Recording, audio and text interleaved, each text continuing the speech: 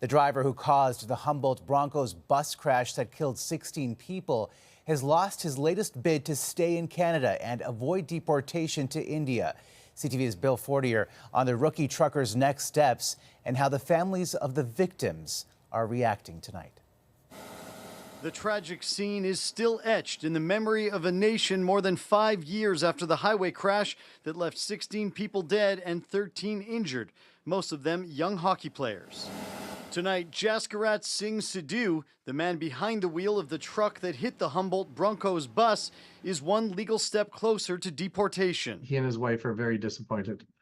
They were hoping for a better outcome. It was not to be. Sidhu is currently on parole. Earlier this year, the Canadian Border Services Agency and a government official recommended sending him back to India. Sidhu applied to the federal court to set aside that decision, arguing the CBSA ignored his previously clean record and relied on letters from the public pushing for deportation.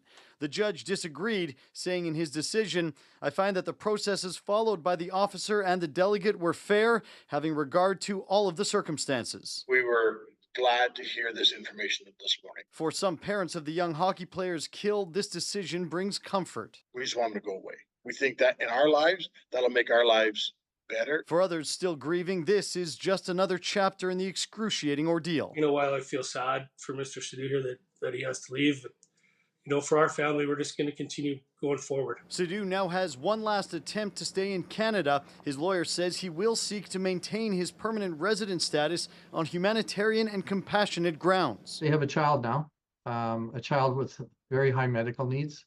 And so it would be extremely disruptive if he was deported. A deportation hearing in the new year is essentially a formality. Then Sidhu will get another hearing for that application on permanent residency status. If that fails, Sidhu could be deported within a few months. Omar. All right, Bill, thank you.